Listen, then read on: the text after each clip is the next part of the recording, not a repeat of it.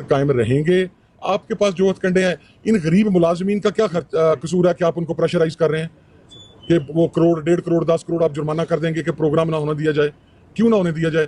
اگر اس یہاں پر 2002-03 کے اندر مارگلا ہلز پہ صوفی محمد پہنچ کے یہ کہہ سکتا ہے کہ میں پاکستان میں ملیٹنسی لے کر آؤں گا, تو ہم تو محب وطن لوگ ہیں یار, پاکستان کو آگے چلانے کی بات کر رہے ہیں. ہم تو صوبوں کے جو تحفظات ہیں, جو ان کے اندر احساس محرومی ہے, اسے ختم کر کے آگے بڑھنے کی بات کر رہے ہیں. آپ کہتے ہیں کہ ہم یہ نہ کریں. اب آپ فیصلہ کریں کہ آئین کی مخالفت کون کر رہا ہے. اچھا, رہ گئی بات حکومت کے خلاف, اپوزیشن کا استحقاق ہے, اپوزیشن جو مرضی فیصلہ کرے.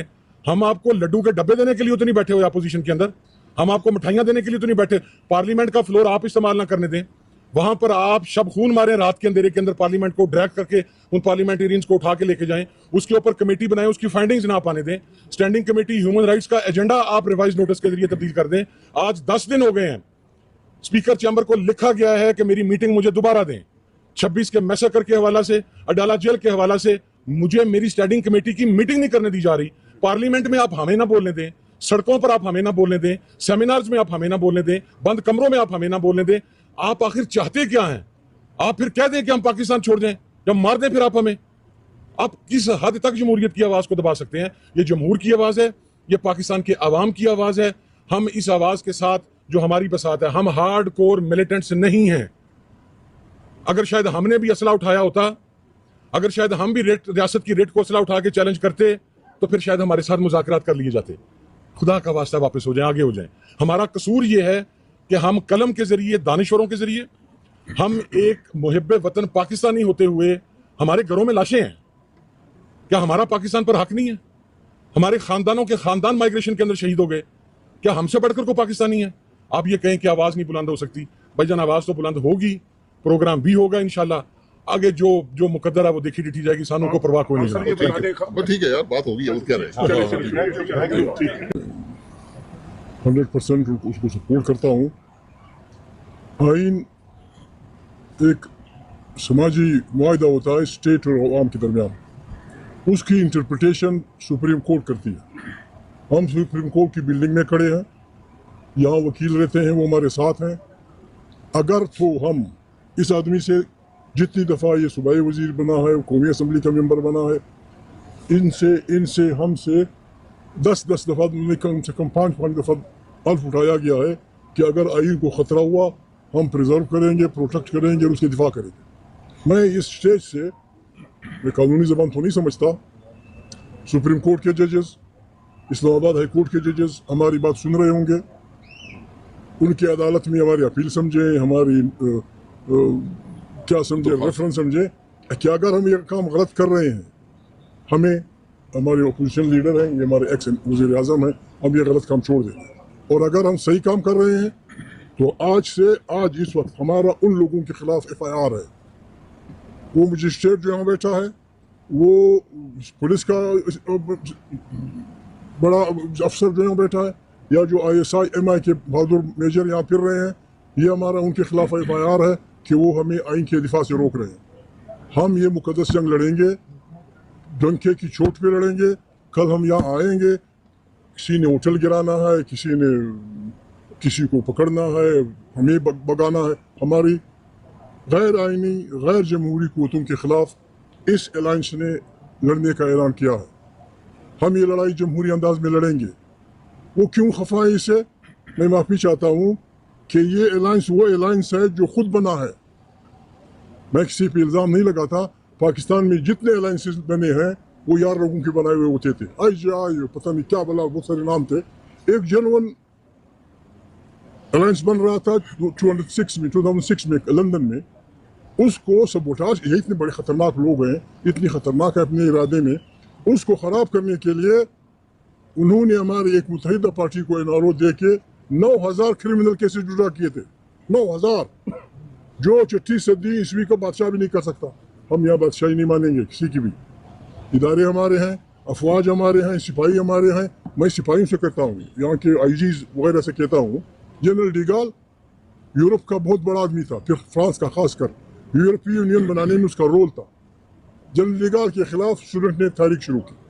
تحریک بڑھی تو اس نے فرانسیسی سپاہیوں کو حکم دیا کہ بچوں کو سنبھالو. انہوں نے کہا تو ڈیگال ہوگا, بہت بڑا آدمی ہوگا, جنگ عظیم میں ہمارا بہت بڑا نجات دہندہ ہوگا. We are not going to kill our own children. سپاہیوں نے اپنی بندوقیں رکھ دیں اور ڈیگال کی حکومت چلی گئی. ہمیں اپنے سپاہیوں سے وہ جذبہ چاہیے. ڈونٹ کل, اپنے بچوں کو مت مارو. یہ آپ کے بزرگ ہیں, ان سے گولیاں کیسے چلاؤ گے؟ یہ شریف آدمی کس کے گولیاں چلاؤ گے؟ جو آپ کو حکم دیتا ہے اس کو بولو قانون بتاؤ. اگر ہم غیر آئینی کام کرتے ہیں, ہر مجسٹریٹ نے, ہر آئی جی نے, ہر سرکاری نوکر نے حلف اٹھایا ہے کہ میں آئین کے تحت اپنی ڈیوٹی کروں گا. آپ نہ شہباز شریف کے ملازم ہیں, خدا نخواستہ کر یہ آدمی وزیر اعظم بن جائے, یہ آدمی وزیر اعظم بن جائے, آپ ان کے ذاتی ملازم نہیں ہیں. آپ نے آئین کے دائرے میں لے کر اپنی ڈیوٹی کرنی ہے.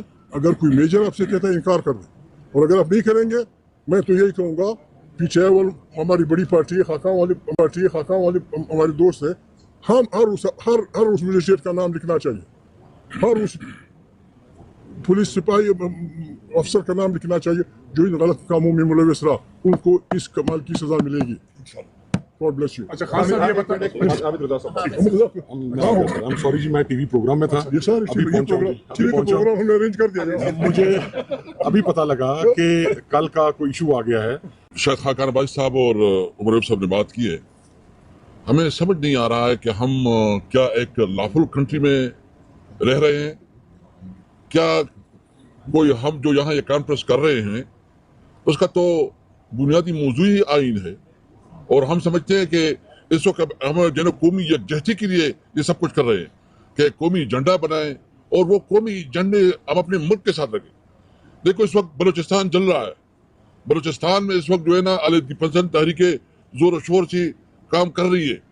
سندھ میں بہت شدید احساسات اور جذبات پائے جا رہے ہیں. ہم نے وزٹ کیا, ہمارے جو فاٹا جو خیبر پختونخوا کے جو مرج ایریا ہے وہاں بھی شدید جو ہے نا امن و امان کی صورتحال کا سامنا ہے. پورے ملک میں, ایون پنجاب میں کچے کے ڈاکو نے جنہوں عوام کا جینا حرام کر دیا ہے. یہ ذمہ داری ہے ہماری ایک شہری کی حیثیت سے کہ ہم اپنے ملک کے حالات پہ تبصرے کریں. یہ ہماری ذمہ داری ہے کہ ہم جو ہمارے ساتھ ظلم ہو رہا ہے, جس نے ہمارا حق چھینا ہے, ہم اس کے خلاف قوم کو متحد کریں. یہ ہماری ذمہ داری ہے کہ ہم اس وقت جو ایک علیحدگی کی ایک تشویشناک صورتحال پیدا کی جا رہی ہے اس کے خلاف عوام کو اکٹھا کرے. پاکستان کے جھنڈے کے نیچے, آئین کے نیچے ہم نے کون سی ایسی باتیں کی ہے. میں بالکل یہ واضح کرنا چاہتا ہوں, دیکھیں یہی بات یاد رکھیں, یہ تحریک تو چلے گی, یہ کام تو بڑھے گا. ہم نہ غلام ہیں نہ ہم جانور ہیں, ہم ایک انسانی معاشرے میں رہ رہے ہیں. آئین نے جو ہمیں پروٹیکشن دیا ہے ہم اس کے مطابق جو ہے نا پروٹیکشن مانتے ہیں. یا بتاؤ کہ جنگل کا قانون ہے, جس کی لاٹھی اس کا بیس, تو پھر ٹھیک ہے, پھر ہم دیکھیں گے کہ ہمارے اندر اتنی طاقت ہے کہ مقابلہ کر سکتی ہے نہیں کر سکتی. قانون کو بیچ سے نکالو, آئین کو بیچ سے نکالو, جنگل کا قانون بنانا ریپبلک بناؤ, پھر ہم دیکھیں گے کہ آپ کیسے کر سکتے ہیں. کرکٹ کا آپ نے بیڑا غرق کر دیا, معیشت کا آپ نے بیڑا غرق کر دیا, امن و امان کا آپ نے بیڑا غرق کر دیا, اور پھر جو قبروں کے اندر کانفرنس ہو رہی ہے اس کو نہیں دینے جا رہے. تو ہم بھرپور مزاحمت کریں گے. کل کانفرنس ہوگا انشاءاللہ تعالیٰ, اور یہاں بیٹھ کے سر آپ کی 1 منٹ میں شکریہ سر. میں معذرت چاہتا ہوں. الرحمن الرحیم, آج ایک قومی کانفرنس کا انعقاد کیا گیا تھا, اور پچھلے 1 ہفتے سے ہم کوشش کر رہے تھے کہ کوئی ایسی جگہ ملے جہاں پر کانفرنس کی جائے. پہلی جگہ سلیکٹ ہوئی, وہاں انتظامیہ نے ہوٹل کو منع کرا دیا. دوسری جگہ سلیکٹ کی, وہاں پر انہوں نے کہا کہ یہاں پر کرکٹ ٹیم گزرتی ہے تو یہاں پہ آپ کانفرنس نہیں کر سکتے. چلے, ہم نے کہا یہ بات بھی درست ہے, کرکٹ کے لیے پورا ملک بند کرنا پڑتا ہے, اور آئین کی کیا حیثیت ہے ملک کے اندر. تو ہم نے تقریباً 10 کلومیٹر دور کل صبح ایک جگہ سلیکٹ کی. وہاں بھی اے سی صاحب, مجسٹریٹ صاحب, پولیس اور پتہ نہیں اور کون کون لوگ وہاں پر آئے, اور ان کو کہا کہ جناب آپ کا یہ مارکی سیل ہو جائے گی اگر آپ نے یہ کانفرنس کرنے دی. بلکہ یہ بھی کہا کہ 2 مارچ تک آپ کوئی ایونٹ نہیں کر سکتے. تو انہوں نے بھی معذرت کر لی. بہرحال یہ لیجنڈ ہوٹل جو سپریم کورٹ سے اس کا تعلق ہے, وکلاء سے تعلق ہے, انہوں نے اجازت دی, جہاں پر ہم نے 2 دن کی بکنگ کرائی کہ 2 دن کانفرنس چلے گی. آج صبح کانفرنس کچھ 1 گھنٹہ دیر سے شروع ہوئی اور 6:30 بجے تک جاری رہی.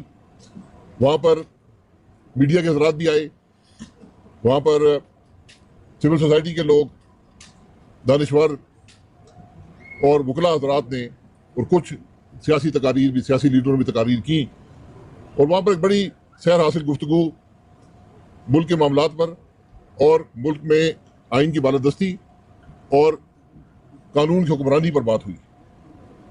کوئی ایسی بات نہیں تھی جو ملک کے کسی معاملے کے خلاف ہو, کوئی اشتعال کی بات نہیں تھی, صرف آئین کی بات تھی اور قانون کی حکمرانی کی بات تھی.